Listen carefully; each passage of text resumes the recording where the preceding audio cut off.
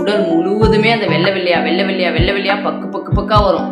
அது ஏன் வருதுலாம் தெரியாது. உங்களுக்கு ஸ்கின் ப்ராப்ளம் அப்படின்னு சொல்றாங்க. ஸ்கின் ப்ராப்ளத்துலேயே நிறைய வகை இருக்கு. ஹார்ட்ல வலி இருக்கும்போது உடல் முழுவதுமே பரவும்.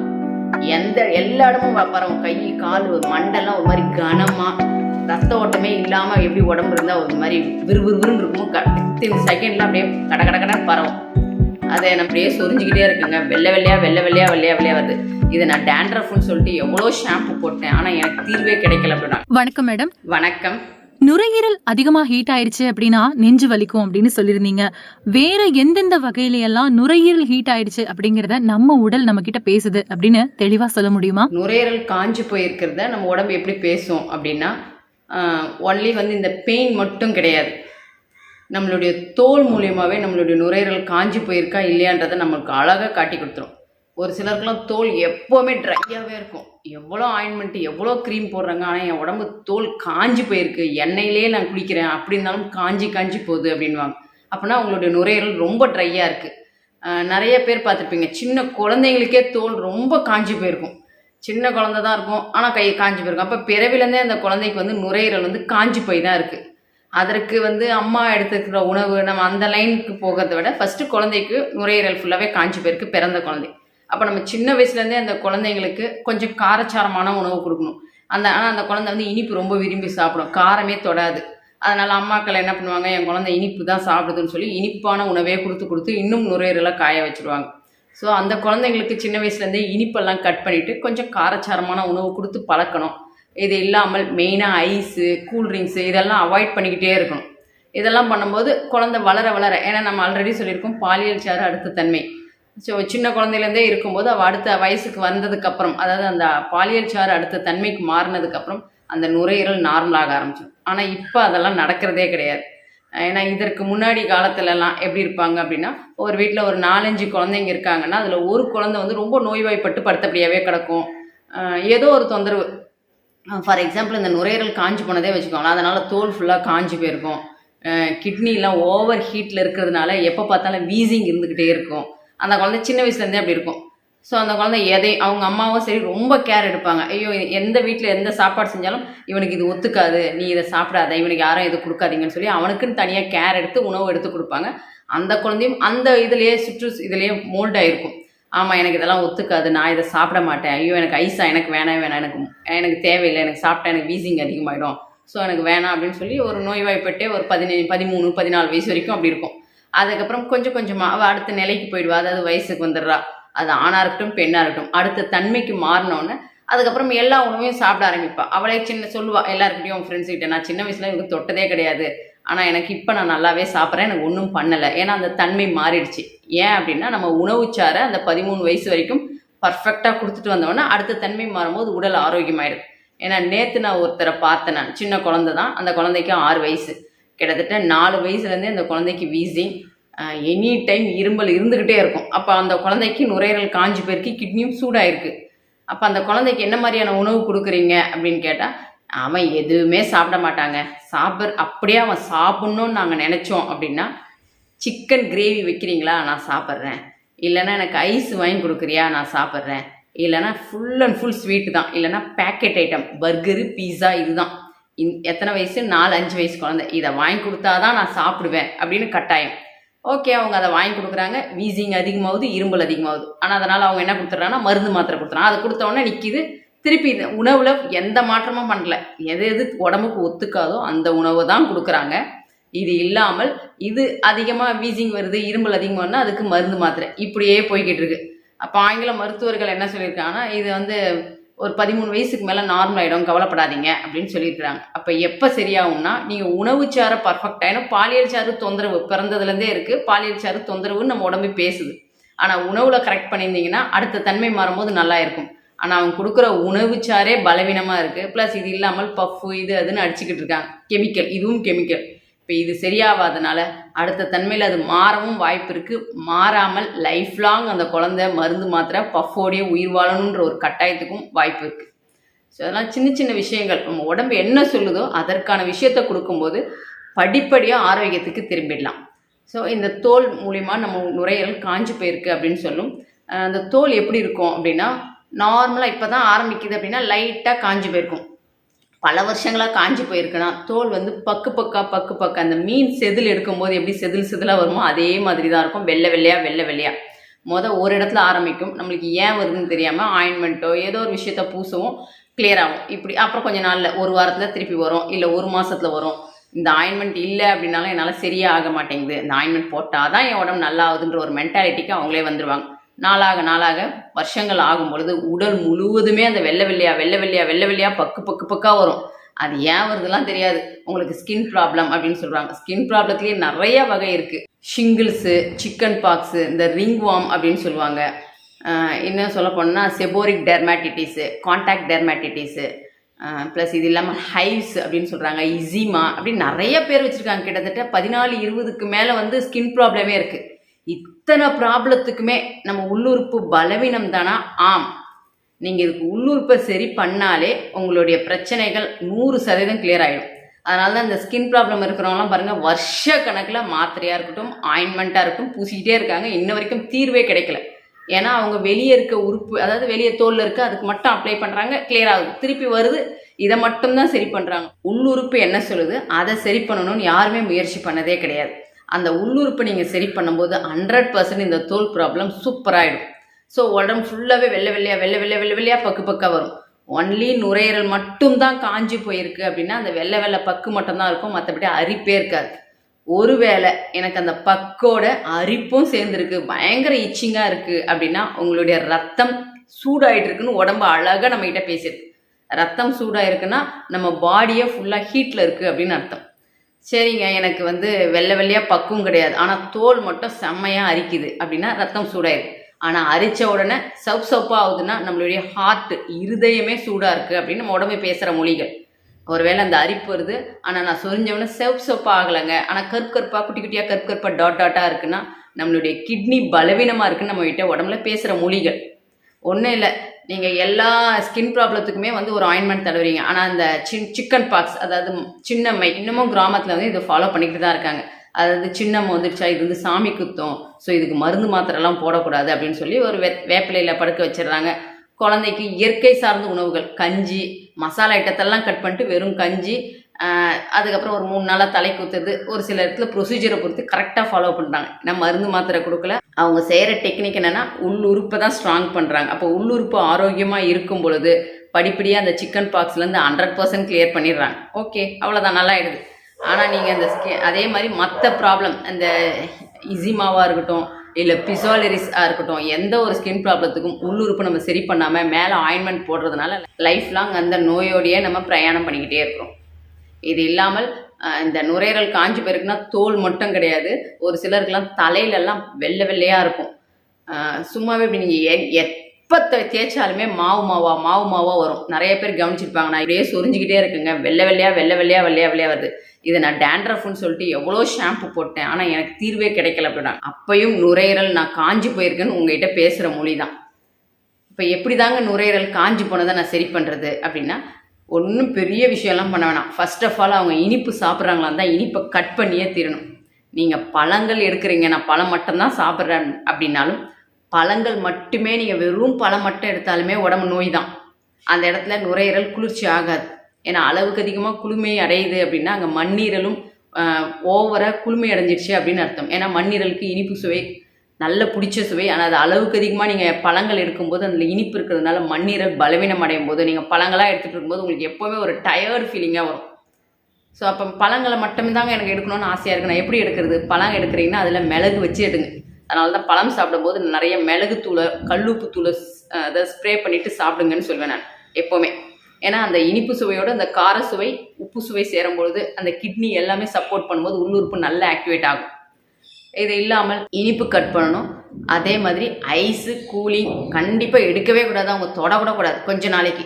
இது எவ்வளோ நாள் தாங்க நான் இதை ஃபாலோ பண்ணுறது? எனக்கு ரொம்ப பிடிச்சது ஐஸு தான், எனக்கு ரொம்ப பிடிக்கும் இந்த கூலிங் ஐட்டம், எதையுமே தொடக்கூடாதுன்னா நான் எப்படி தான் சாப்பிட்றது அப்படின்னா, இப்போ ஒரு நீங்கள் ஸ்கின் ப்ராப்ளத்துக்கு ஆங்கில மருத்துவத்தை போயிடுறீங்க, 10 வருஷமாக ஸ்கின் ப்ராப்ளத்துக்கு ஆயின்மெண்ட் மாத்திரை போட்டுக்கிட்டு தான் இருக்கீங்க.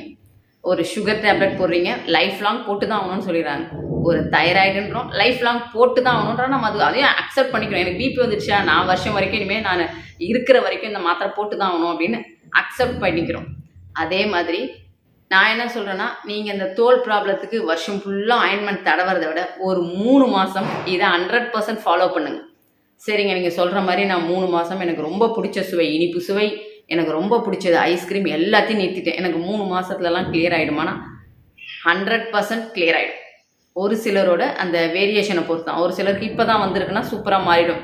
ஒரு சிலருக்கு வந்து 10 வருஷமாக அந்த ஸ்கின் ப்ராப்ளத்தில் இருப்பாங்க. 3 மாதத்துலேயே சரியாயிடுமானா ஒரு 3 மாதன்றது இன்னொரு 3 மாதம் 6 மாதம் எடுத்துக்கணும், டைம் எடுத்துக்கணும்.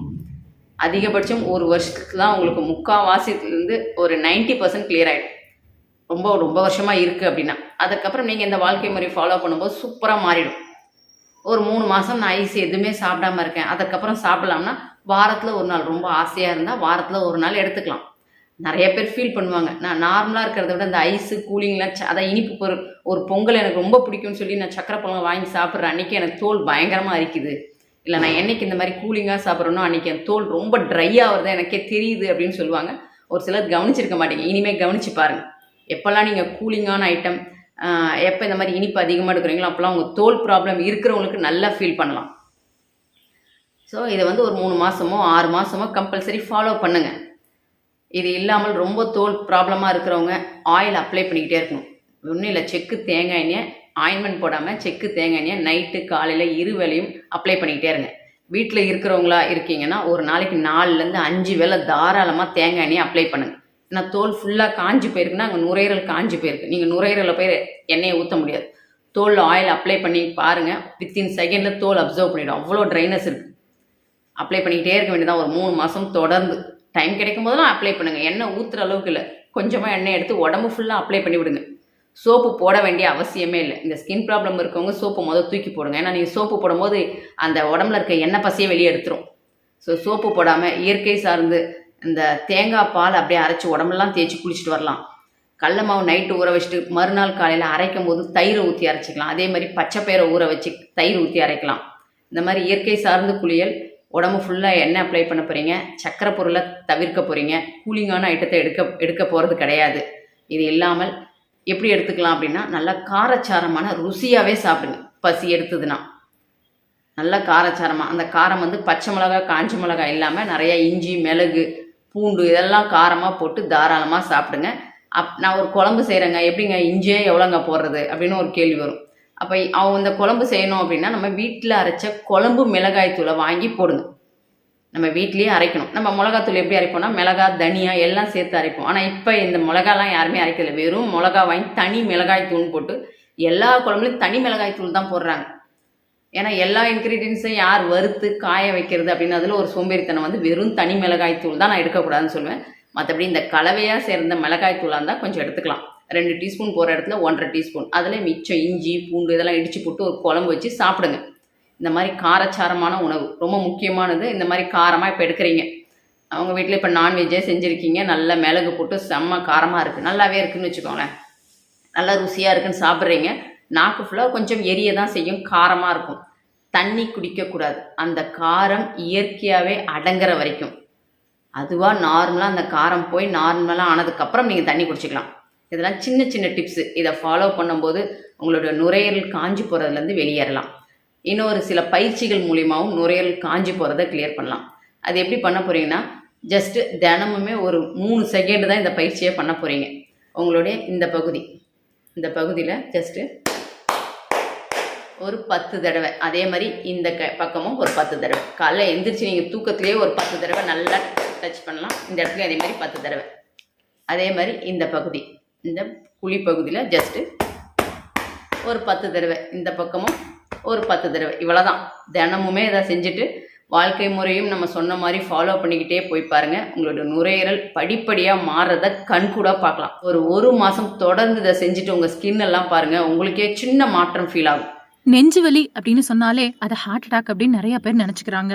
இப்படி நுரையீரல் காஞ்சு போய் வர வலிக்கும் உண்மையாவே வரக்கூடிய ஹார்ட் அட்டாக்கோட வலிக்கும் ஏதாவது வித்தியாசங்கள் இருக்கா? அதை எப்படி நம்ம உணர்ந்துக்க முடியும்? அந்த வேரியேஷனை எப்படி கண்டுபிடிக்கலாம் அப்படின்னா, நுரையீரல் சூடாக இருந்ததுன்னா வலிக்குது, அதே இருதயம் அடைப்பனால ஒரு வலி இருக்குது. இந்த ரெண்டுத்தையும் நம்ம எப்படி பிரித்து பார்க்கலாம் அப்படின்னா, அந்த வலியின் வேரியேஷனை நம்ம உடம்பே நம்மக்கிட்ட பேசும். அதாவது நுரையீரல் சூடாக இருக்கனால அந்த எலும்பெல்லாம் வீங்கி போயிருக்கும், ஸ்டெர்னம் பகுதின்னு நான் சொல்லியிருப்பேன். அப்போ ஸ்டெர்னம் பகுதி வீங்கி இருக்கனால ஜஸ்ட்டு எலும்பில் மட்டும்தான் வலி தெரியும், மற்றபடி உள்ளுறுப்பு எங்கேயுமே உங்களுக்கு வலி ஃபீல் ஆகுது. ஒரு கை வலியாக இருக்கட்டும் எங்கேயுமே தெரியாது. ஆனால் இந்த இடம் மட்டும் அப்படி அழுத்தும் போது உங்களுக்கே தெரியும், இந்த எலும்பில் ஏதோ எனக்கு இடித்த மாதிரி இருக்குது, எலும்பில் ஏதோ புண்ணான மாதிரி இருக்குது, அந்த ஒரு ஃபீல் வரும், அவ்வளோதான். அதுவே ஹார்ட்டில் அடைப்பு இருக்குது. ஹார்ட் அட்டாக் ஏன் வருது அப்படின்னா, ஹார்ட்டு தான் பம்ப் பண்ணுது, எல்லா உறுப்புக்குமே ரத்தத்தை பம்ப் பண்ணி அனுப்புது. அந்த ரத்த ஓட்டம் அதில் தடையாகும் பொழுது ஸோ தசைகளுக்கு எல்லாமே, நம்ம உடம்புல இருக்க எல்லா தசைகளுக்கும் ஆக்சிஜன் சப்ளை இல்லாமல் அவங்க வந்து அப்படியே ஹார்ட் அட்டாக் வந்து மயக்கடிச்சு விழுந்துடுறாங்க. ஈவன் உயிர் போகவும் வாய்ப்பு இருக்குது.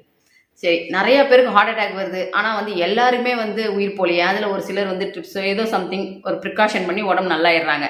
இப்போ ஒரு சிலர் மட்டும் ஏன் டக்குன்னு உயிர் போயிடுது, ஹார்ட் அட்டாக் வந்தது 2 செகண்ட் தாங்க அவங்க உயிர் போயிடுச்சு அப்படின்றாங்கன்னா, அது புரிகிற மாதிரி சொல்லணும் அப்படின்னா, இப்போ உங்கள் வீட்டில் வந்து ஒரு தண்ணி டேங்க் இருக்கும், தண்ணி டேங்க்கில் தான் ஃபுல்லாக தண்ணி நிறைஞ்சிருக்கு, அதுதான் ஹார்ட்டுன்னு வச்சுக்கோங்க. அப்போ அந்த தண்ணி டேங்க்லேருந்து நான் எங்கள் வீட்டில் ஒரு 10 டியூப் வால்வு எடுத்திருக்கேன், பைப் எடுத்து 10 வீடு ரூமுக்கும் எனக்கு தண்ணி வருது. என்னுடைய கிச்சன் ரூமுக்கு தண்ணி வருது, என்னுடைய பாத்ரூமில் தண்ணி வருது, ப்ளஸ் என்னுடைய வாஷ் பேஷன் அப்படின்னு எல்லா ரூம்லேயும் அதை வந்து தண்ணி எங்கள் டேங்க்லேருந்து பிரித்து சமமாக பிரித்து அங்கங்கே போட்டிருக்கேன். ஒருவேளை என்னுடைய கிச்சனுக்கு வர்ற டேப்பில் மட்டும் அடைப்பு இருக்குது அப்படின்னா, கிச்சனுக்கு மட்டும்தான் தண்ணி வராது. அது ஏதாவது பெரிய பாதிப்பு வருமா, நான் ஒன்றும் அந்த அளவுக்கு வராது, ஏன்னா கிச்சன் ரூமில் மட்டும் தண்ணி வரல.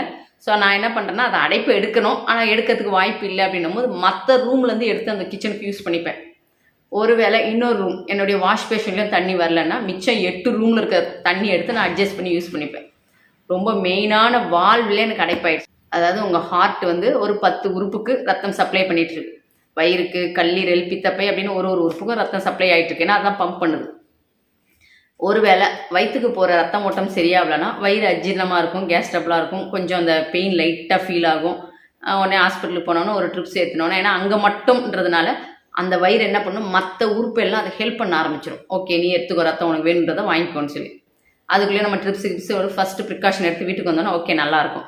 செகண்ட் அட்டாக் வருது, அந்த டைமில் ஃபார் எக்ஸாம்பிள் உங்களுடைய கல்லீரலுக்கு ரத்த ஓட்டம் போகலன்னும் போது மற்ற உறுப்பு கொஞ்சம் சப்போர்ட்டாக இருக்கிறதுனால ஓகே அப்படி அது அட்ஜஸ்ட் ஆகி அப்புறம் ஒரு 2-3 நாளில் வீட்டுக்கு வந்துடும். ஆனால் எப்போ உடனே உயிர் போகுது அப்படின்னா, அப்போ மெயினாக டேங்க்லேயே தண்ணி தடைப்படும் பொழுது எந்த ரூமுக்கும் தண்ணி வராதனால நம்ம ரொம்ப சிரமப்படுவோம்.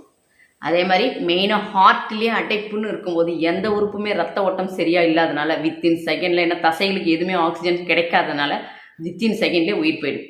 இந்த டைமில் தான் சிபிஆர் ரொம்ப ரொம்ப முக்கியம் அப்படின்னு சொல்லுவாங்க. அதாவது கார்டியோ பல்மனரி ரெசுசிட்டேஷன். அது என்ன பண்ணுறாங்க அப்படின்னா, ஜஸ்ட் உங்களுடைய ஹார்ட் இதான் அப்படின்னா அது மேலே வந்து இப்படி வச்சு ஒரு அழுத்தம் கொடுக்குறாங்க. அந்த அழுத்தம் கொடுக்கும்போது ஹார்ட்டில் அடைப்பாக இருந்தது டக்குன்னு நீங்கி ரத்தம் கடகடன்னு போக ஆரம்பிக்குது, உடனே அவர் உயிர் பெற்க ஆரம்பிக்கிறார். இதை வீட்டில் பெண்கள் நிறைய கவனிச்சிருப்பாங்க. நம்ம பாத்திரம் விளக்குறத இதில் வந்து ஸ்ட்ரிங்கில் வந்து உள்ளே அடைச்சி போயிருக்கு அப்படின்னா, உள்ளே இருக்க அழுக்கெல்லாம் எடுத்துட்டாலுமே தண்ணி போகாமல் அப்படியே நின்றுட்டுருக்கும். ஒன்றும் இல்லை, அந்த ஹோல்ஸில் இப்படின்னு ஒரு 5-6 தடவை தட்டினோன்னே கடகடன்னு தண்ணி போயிடும். ஏன்னா எங்கேயாவது அடைப்பு இருந்தது, நம்ம ஒரு காற்றை பிடிச்சி அழுத்தினோன்னே கடகடன்னு போயிடும். அதே விஷயத்தை தான் சிபிஆரில் பண்ணுவாங்க. ஹார்ட்டில் இப்படி வச்சு ஒரு குத்தும் போது ரத்தம் அடைப்பு ஏதாவது இருந்ததுன்னா அதை பண்ணும்போது உடனே ரத்தம் போகணும்னு அவங்க திருப்பி உடனே உயிர் பெற்க ஆரம்பிச்சிடுறாங்க. ஸோ இதே விஷயம் டெக்னிக்கை தான் சிபிஆரில் பண்ணுறாங்க. இதில் இன்னும் ஒன்று ரொம்ப முக்கியமானது வந்து, இந்த மாதிரி ஹார்ட் திடீர்னு உங்கள் வீட்டில் இருக்கும்போது ஹார்ட் வலி வருதா, உடனே ஒரு டேப்லெட்டை ப்ரிஸ்கிரைப் பண்ணுறாங்க. இந்த மாத்திரையை நாக்கில் வச்சுக்கிட்டிங்கன்னா உடனே அது ஹார்ட்டில் அடைப்பு வந்து நீக்கிடும். அது உண்மையான அதாவது அசிட்டைல் சாலிசிலிக் ஆசிட் இல்லை நைட்ரோகிளிசரின், அதாவது எக்கோஸ்பிரின், இந்த மாத்திரையை உடனே நாக்கில் வைங்க, உங்களுக்கு உடனே ஹார்ட்டில் வந்து எங்கேயாவது அடைப்பு இருந்தாலும் உடனே நீங்கிடும். நீங்கள் அதுக்கப்புறம் ஹாஸ்பிட்டலுக்கு ஃபஸ்ட் எய்ட் இதை பண்ணிட்டு ஹாஸ்பிட்டல் வந்தீங்கன்னா நாங்கள் உயிர் காப்பாற்றிடுவோம் அப்படின்னு சொல்லுவாங்க. அது உண்மையாக பண்ணலாம்னா தாராளமாக பண்ணலாம். ஆனால் இப்போ என்ன மாறிடுச்சு அப்படின்னா, இருதயம் வலி எது, நம்மளுடைய நெஞ்சு அதாவது ஸ்டெர்னம் பகுதி வீங்கனால வலி எதுன்னு தெரியாதனால எல்லாருமே இந்த மாத்திரைக்கு அடிமையாயிட்டாங்க. இப்போ எல்லார் வீட்லேயும் இந்த மாத்திரை இருக்கும். எனக்கு அப்பப்போ மாதத்தில் 10 தடவை வலி இருக்குங்க. மாதத்துக்கு நானும் இந்த மாத்திரையை வலிக்க லைட்டாக வலி எடுத்தாவே இந்த மாத்திரையை போட்டுருவோம். ஆனால் ஏன் போடுறோன்னே தெரிய மாட்டேங்குது. இது அடைப்பு இருக்குது அப்படின்னா தாராளமாக நீங்கும். ஆனால் நீங்கள் இந்த வலிக்கு அடைப்பே இல்லாமல் இந்த மாத்திரையை போடும் பொழுது, இந்த எக்கோஸ்பிரினோ இல்லை நைட்ரோகிளிசரின் நீங்கள் போடும்பொழுது சைடு எஃபெக்ட் அப்படின்னு பார்த்தீங்கன்னா, இந்த மாதிரி வாந்தி வர மாதிரியும், மெயினாக டிசினஸ் ஒரு கேர்னஸ் இருக்கிற மாதிரியும், உங்களுடைய ஹார்ட் பீட் ரேட்டே ரொம்ப ஸ்லோவாகிடும், படப்படப்பாக இருக்கும். இந்த மாத்திரையை போட்டதுனால தான் அது வருது. ஏன்னா இப்போ வலி இருக்குது, அதாவது உங்களுடைய நுரையீரல் காஞ்சி போனதுனால வலிக்குது. இது ஏன்னு தெரியாமல் இந்த மாத்திரை எடுத்துக்கிறீங்க, எடுத்தோடனே உங்களுடைய ஹார்ட் பீட் ரேட் வந்து ரொம்ப ஸ்லோவாக அடிக்க ஆரம்பிக்குது. அவங்களுடைய மூச்சு வாங்குறது அப்படியே ஸ்லோவாக ஆரம்பிக்கும், ஒரு கேர்னஸ் ஆகும், ஒரு வாந்தி வர மாதிரி இருக்கும். ஓகே, உடனே நம்மளுக்கு வந்து ஹார்ட் அட்டாக் வரதுக்கு முன்னாடி மாத்திரை எடுத்ததுனால தான் நம்மளுக்கு இந்த தொந்தரவுன்றதை தெரியாமல் உடனே ஹாஸ்பிட்டலுக்கு போயிட்டு அவங்க எல்லாம் செக் பண்ணி உங்களுக்கு எதுவுமே அடைப்புலாம் இல்லைங்க, ஓகே நல்லா தான் இருக்கீங்கன்னு வீட்டுக்கு அனுப்பிடுவாங்க. நம்ம வீட்டில் வந்து எல்லாத்தையும் சொல்லுவோம், எனக்கு லைட்டாக வந்ததுங்க பெயின், இந்த மாத்திரையை போட்டதுனால நான் உயிர் தப்பிச்சேன் அப்படின்னு சொல்லிக்கிட்டு இருப்பாங்க. ஏன்னா இந்த மாத்திரைக்கும் அவங்க பெயினுக்கும் சம்மந்தமே கிடையாது. அப்போ அந்த பெயின் எப்படி ஃபீல் பண்ணலாம் அப்படின்னா, இந்த நுரையீரல் காஞ்சி போகும்போது வலி இங்கே மட்டும்தான் இருக்கும். ஆனால் இடித்த அடுத்த செகண்ட் உடம்பு ஃபுல்லாக ஒரு வித அதிர்வு வந்திருக்கும் வித்தின் செகண்டில். ஏன்னா நம்ம அடித்த அடுத்த செகண்ட் உடம்பு ஃபுல்லாக அந்த வைப்ரேஷனை ஃபீல் பண்ணியிருப்பாங்க. அதே மாதிரி தான் இருந்திருக்கும் இந்த பெயின். இன்னும் சொல்லணும் அப்படின்னா, ஒன்றும் இல்லை, நீங்கள் உட்காந்துக்கிட்டு இருக்கீங்க கீழே தரையில், ஒரு சேர் வந்து சேரோட கால் வந்து உங்கள் கை மேலே இருக்கு, லைட்டாக இருக்கு, நீங்கள் அதான் அதை பெருசாக எடுத்துக்கல. குடு குடு குடுன்னு ஒருத்தர் ஓடியாந்து இந்த சேரில் உட்காந்தாருன்னா அடுத்த செகண்ட் நம்ம லபலபன்னு கத்திருப்போம், எடுத்திருப்போம் கையை. ஏன்னா அந்த சேர் வெயிட் பட்ட அடுத்த செகண்ட் உடம்பு ஃபுல்லாக ஒரு வித சிலுப்பு வந்திருக்கும். அதே மாதிரி தான் இந்த ஹார்ட் பெயின் வரும்போதும் இருக்கும். இன்னும் சொல்லணும் அப்படின்னா, ஒரு யானை அதனுடைய காலை இங்கே வந்து ஒரு அழுத்தனா நம்மளுக்கு எப்படி ஒரு மூச்சு அடைப்பு இருக்குமோ அந்த மாதிரி ஃபீல் இருக்கும். ஸோ ஏன்னா ரத்த ஓட்டம் அங்கே போகாமல் சடனாக பிடிச்சதுனால உடல் முழுவதும் ரத்தம் சப்ளை பண்ண முடியாமல் உடனே ஒரு வேர்த்து கொட்டுறதா இருக்கட்டும், ஒரு மயக்க நிலை, இது எல்லாமே வரும். இந்த டைமில் எக்கோஸ்ப்ரினை போடும்போது உங்களுக்கு ஃபஸ்ட் எய்டாக அந்த மாத்திரை உங்களை காப்பாற்றும். அடுத்த நிலைக்கு நீங்கள் உடனே எமர்ஜென்சிக்கு ஹாஸ்பிட்டலில் போயிட்டு கிளியர் பண்ணிக்கலாம். ஆனால் ஒன்றுமே இல்லாத இந்த ஸ்டெர்னம் பகுதிக்கு சும்மாவே மாத்திரையை போட்டு போட்டு போட்டு உங்கள் உடம்பை நீங்கள் பலவீனமாக்கிக்கிட்டே வரீங்க. உணவுல தான் எல்லா விஷயமுமே இருக்கு அப்படின்னு சொல்றீங்க இல்லையா? அப்போ நல்ல உணவு எது, கெட்ட உணவு எது அப்படின்னு நாம எப்படி பிரிச்சு பாக்குறது? எது நல்ல உணவு, எது நல்ல உணவு கெட்ட உணவு அப்படின்றத விட உள்ளுறுப்பு கதகதப்பாக இருக்கிறதுக்கு எந்த உணவு சிறப்போ அதை சாப்பிட்டால் போதுமானது. ஏன்னா நிறைய கவனிச்சிருப்பீங்க, அவர் பீஸா பர்கராக சாப்பிட்றான், அவன் நல்லாவே இருக்கிறான்.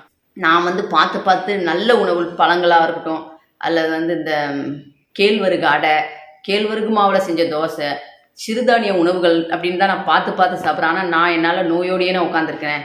எனக்கும் அவங்களுக்கும் என்னங்க, அவங்க நல்லாவே இருக்கிறாங்களே, ஏன் எனக்கு மட்டும் நோய் வருது? திடீர்னு எனக்கு நல்லா இருக்கு, இப்போ எனக்கு கொஞ்சம் கேராக இருக்கேன்னு போய் செக் பண்ணால் அவங்களுக்கு பித்தப்பையில் கல் இருக்குன்றாங்க, அவங்களுடைய கிட்னியில் கல் இருக்குன்னு சொல்கிறாங்க, இல்லை அவங்களுடைய நுரையீரல் வந்து ரொம்ப பலவீனமாக இருக்குது, 50% தான் இயங்குது அப்படின்னு சொல்கிறாங்க. ஆனால் நான் பார்த்து பார்த்து நல்ல உணவு தானே சாப்பிட்டேன், அவங்க போய் செக் பண்ணால் எல்லாம் நல்லா இருக்குன்றாங்களே, அப்போ எனக்கும் அவங்களுக்கும் என்னங்க, அப்போ நல்ல உணவு எது அப்படின்ற ஒரு கேள்வி வந்துக்கிட்டே இருக்கும்.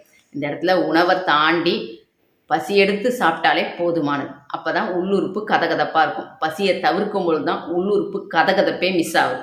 பசி எடுத்து சாப்பிடணும்னு சொல்றீங்க, சரி அந்த பசி உணர்வு எப்படி இருக்கும்?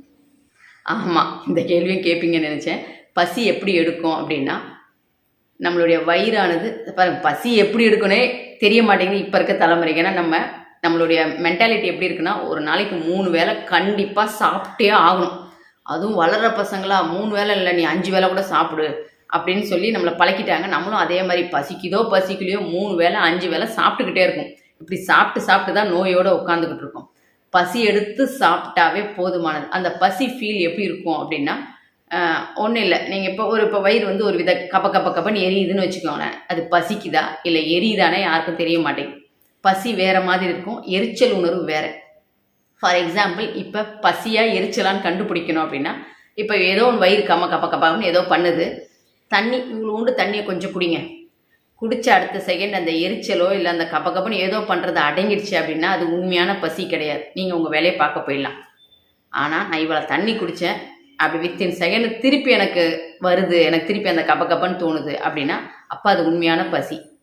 பசிக்கும்போது சாப்பாட்டை பொறுமையாக மென்று சாப்பிடுங்க. எந்த சாப்பாடு சாப்பிட்லாம் அப்படின்னு ஒரு கேள்வி வந்ததா, எந்த உணவு வீட்டில் இருக்கோ அதை சாப்பிடுங்க.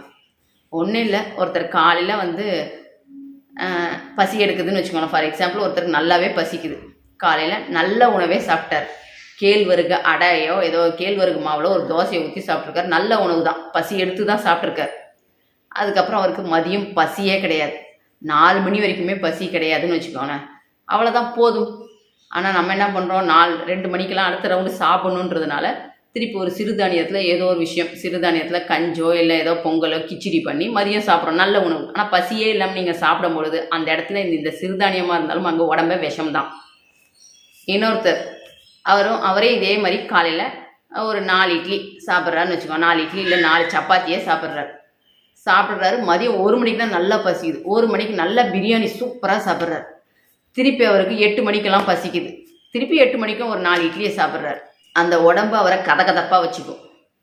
ஆனால் இந்த பக்கம் இவர் கேழ்வரகாட சிறுதானிய கஞ்சா குடித்தாலுமே பசி இல்லாமல் எடுக்கிறதுனால அது அவரை பலவீனமாக்கிடுது. அதனால தான் அவர் பசி இல்லாமல் எடுக்கிறதுனால தான் கிட்னியில் கல்லாக இருக்கட்டும், இல்லை பித்தப்பையில் கல்லாக இருக்கட்டும், இல்லை நுரையீரல் உங்களுக்கு பாதி வேலை செய்யலை, இதெல்லாம் காரணம் பசி இல்லாமல் எடுக்கிறது தான். இந்த பக்கம் இவங்க பரோட்டா பன் அது இதுன்னு சாப்பிட்டாலுமே பசிச்சு அதை சாப்பிட்றாங்க. அதனால் அது பெரிய பாதிப்பை கொடுக்க மாட்டேங்குது.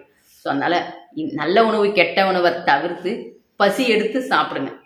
சரிங்க, எனக்கு அதுக்கு ஒரு சின்ன டெக்னிக் சொல்லுங்கள் அப்படின்னா, நான் சொல்கிற டெக்னிக் வந்து நான் பொதுவாக தான் சொல்கிறேன். ஏன்னா ஒவ்வொருத்தரோடமும் எத்தனை வருஷம் பசி இல்லாமல் நீங்கள் சாப்பிட்டீங்கன்னு எனக்கு தெரியாது. ஒரு சிலர்லாம் எனக்கு தெரிஞ்சு கிட்டத்தட்ட 10 வருஷமாக நான் பசின்றதே ஃபீல் பண்ணது கிடையாது. ஆனால் 3 வேளை சாப்பிடணுன்ற கட்டாயத்தில் சாப்பிட்டவங்களாம் சொல்லியிருக்கிறாங்க என்கிட்ட. அவங்களுக்குலாம் நான் 1 மாதம் 1.5 மாதம் ட்ரைனிங் கொடுத்து அப்புறம் பசியை வர வச்சுருக்கோம். அதனால் உங்கள் உடம்பு எப்படின்றது எனக்கு தெரியாது. நான் சொல்கிற பொதுவான கருத்தை நீங்கள் செஞ்சுட்டு நாளைக்கு உடம்புல ஏதாவது தொந்தரவு இருக்குது அப்படின்னு ஃபீல் பண்ணுறதை விட என்னுடைய வாட்ஸ்அப் நம்பர் இருக்குது, எனக்கு மெசேஜ் பண்ணுங்கள். நான் இத்தனை நாளாக எனக்கு பசி இல்லை, நான் எப்படி பண்ணலாம் அப்படின்ட்டு என்னுடைய கைட்னஸோடு அதை ஃபாலோ பண்ணும்போது ஒரு பெரிய பாதிப்பு இல்லாமல் அழகாக கடந்து போயிடலாம். பசியை ஃபீல் பண்ணலாம். ஏன்னா இப்போ பசிக்குதா பசி இல்லையான்னு ஃபீல் பண்ணணும் அப்படின்னா ஓடி ஆடி வேலை செய்கிறவங்களா இருந்தீங்கன்னா காலையில் நல்லா வயிறு ஃபுல்லாக சாப்பிடுங்க. மதியம் அரை அல்லது 3/4 வயிறு, அதுக்கு மேலே வேண்டாம். நைட்டுக்கு 1/4 வயிறு சாப்பிடுங்க, போதுமானது. அதுவே எனக்கு உட்காந்து தாங்க வேலை, ஒன்றும் வேலை ஓடுறது வேலை இல்லை, சும்மா உட்காந்துட்டு பேசிக்கிட்டே தாங்க இருக்கிற வேலை அப்படின்னா காலையில் கூடுமான வரைக்கும் பழையது எடுத்துக்கோங்க, வயிறு ஃபுல்லாக கூட எடுத்துக்கோங்க. மதியானம் அரை வயிறு, நைட்டுக்கு ஒரே ஒரு பழம் போதுமானது. 1 வாரம் இந்த உணவை சாப்பிட்டு பாருங்கள், உங்களுக்கு அந்த பசி ஃபீலிங் படிப்படியாக வர ஆரம்பிக்கும். ரொம்ப நல்ல தெளிவான விளக்கம் கொடுத்தீங்க. இன்னும் கமெண்ட்ஸ்லயும் நிறைய பேர் நிறைய கேள்விகளை கேட்டிருக்காங்க. அந்த கேள்விகளுக்கெல்லாம் பதிலா அடுத்தடுத்த வீடியோக்கள்ல பார்க்கலாம். உங்களுக்கு ஏதாவது சந்தேகங்கள் இருந்ததுனாலும் கமெண்ட் பகுதியில அதை குறிப்பிடுங்க. கண்டிப்பா அதுக்கான பதில் உங்களுக்கு கிடைக்கும். நன்றி, வணக்கம். நன்றி.